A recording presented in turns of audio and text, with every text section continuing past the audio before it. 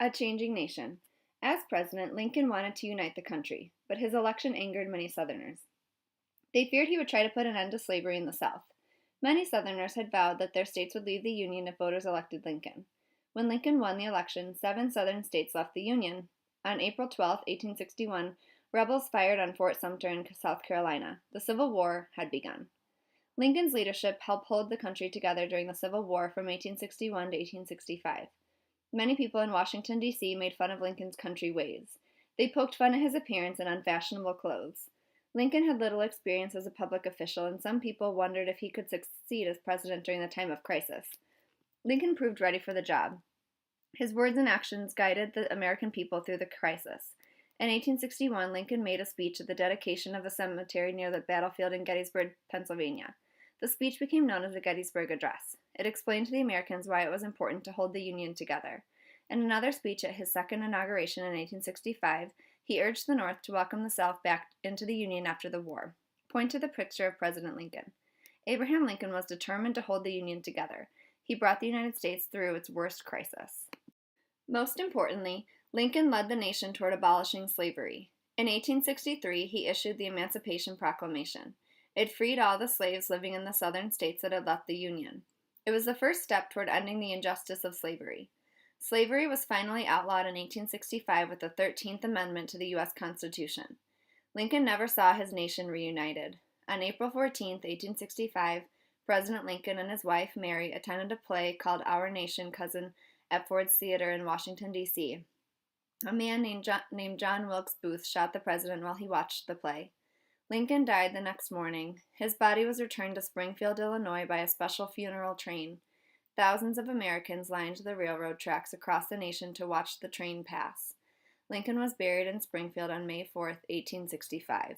Point to the picture of the train at the top of the page. A special funeral train carried President Lincoln's body back to Springfield. Thousands of people came to pay their respects as the train passed through their towns. The Civil War. Lincoln was one of the many Illinoisans who gave his life for the country during the Civil War, 1861 to 1865. Illinois sent 259,092 men to fight the war. Nearly 35,000 of them died. Illinois provided 177 of the Union's Army generals. One of these generals was Ulysses S. Grant. Grant was working in his brother's store in Galena, Illinois when the war broke out in 1861. Point to the picture to the left. This is Grant, who led the Union forces to victory in the Civil War. He was later elected the 18th President of the U.S. Since he had served as an officer in the Army before, he enlisted in the war effort and was made a general. In 1864, Lincoln placed Grant in charge of all Union armies. In 1865, Grant finally forced the rebel army led by Robert E. Lee to surrender. Grant arranged to meet Lee at Appomattox Courthouse in Virginia to accept his surrender. Grant brought a friend from Illinois named Eli Parker to the historic meeting. Parker was Grant's aide and a Seneca tribesman. He wrote the terms of surrender that Lee signed on April 9, 1865. Common citizens of Illinois contributed to the war effort too. Farmers helped feed the Union armies. Illinois women volunteered to sew uniforms and prepare bandages for hospitals. Others worked as nurses in crude hospitals near battlefields. A widow from Galesburg named Mary Ann Bickerdike saved many lives by improving hospitals. The poor conditions made it difficult for wounded men to recover.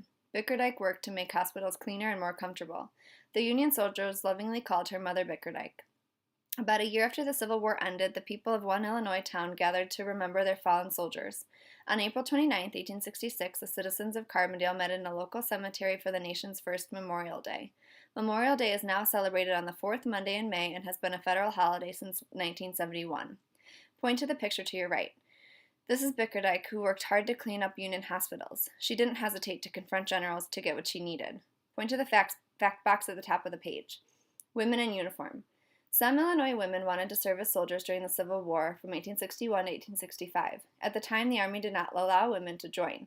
Some women disguised themselves as men and joined anyway. A Chicago woman named Frances Hook served in the Army for 10 months under the name Frank Miller before her real identity was discovered. The Industrial Age. With the war over, Illinois began a period of new growth. The state's population rose quickly. In 1868, Illinois began construction of a new Capitol building in Springfield to house a growing state government. The building took 20 years to complete. It is still the home of Illinois state government. In Champaign County, the Illinois Industrial University opened in 1867. The college later became known as the University of Illinois. Today, more than 30,000 students from all over the world attend classes there. By the 1860s, railroads stretched across the country. Illinois was a crossroads for many railroad lines. It had more miles of track than any other state. Illinois became a center for transportation and industry. New businesses and industries appeared all over the state. In 1865, the Union Stockyards opened in Chicago. They stood on more than 475 acres of land on the city's south side. Railroads shipped animals there from all over the country. At the stockyards, meat was prepared, packed, and shipped in refrigerated railroad cars to other cities. Chicago became a leading center for meat packaging. East St. Louis, Illinois had its own stockyards too. Point to the picture of the building to your left. The Illinois State Capitol building was completed in 1888. Its dome is actually 74 feet, or 22.5 meters taller than the U.S. Capitol dome.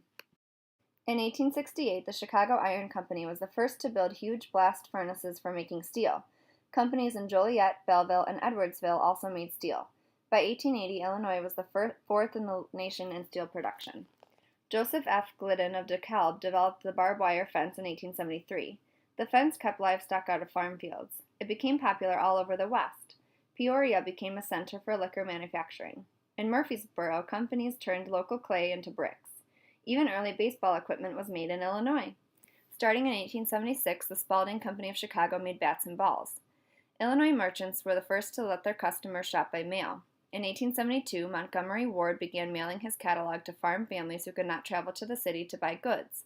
With his catalog, they could shop for clothes and furniture without leaving home. In 1887, Sears, Roebuck and Company introduced its own catalog. Customers could even buy a complete new house from the Sears catalog. Chicago's growth. Chicago grew very quickly after the Civil War. However, the city was nearly destroyed by a fire that started on October 8, 1871. Point to the map at the top of the page. Illinois, a crossroads, 1860. In the map key, you will see the railroads depicted in the map.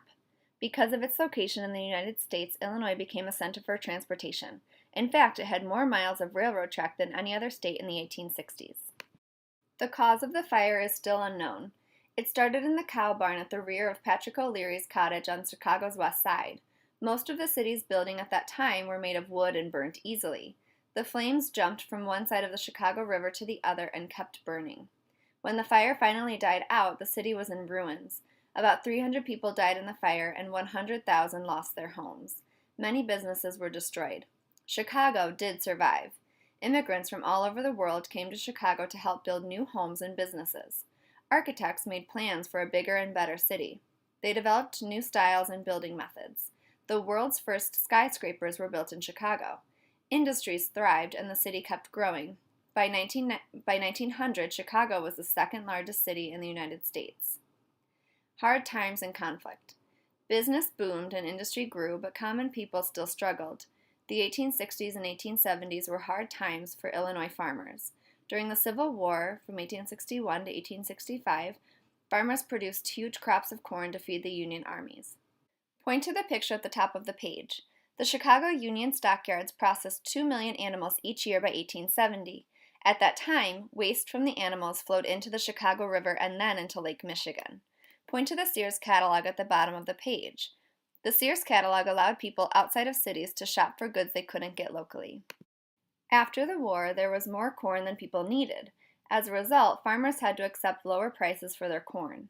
In addition, large, powerful railroads often cheated small farmers. Farmers depended on the railroads to get their crops to the market. Some railroads charged very high fees to ship crops. Farmers had no choice but to pay what the railroads demanded. Farmers began organizing in order to resist unfair treatment.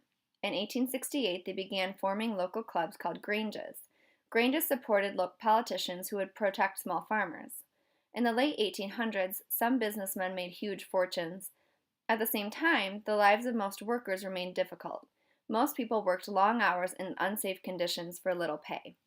Look at the photograph to the right. This photograph was taken from the Chicago Water Tower after the Great Fire in 1871. The fire destroyed 18,000 buildings. Point to the fact page at the top. World-class city.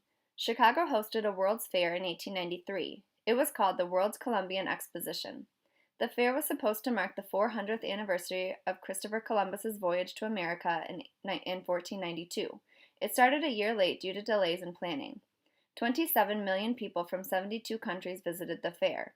It was located on grounds along Lake Michigan. People who went to the fair saw such attractions as the world's first Ferris wheel, pictured left. The exhibit buildings were designed by some of the world's top architects.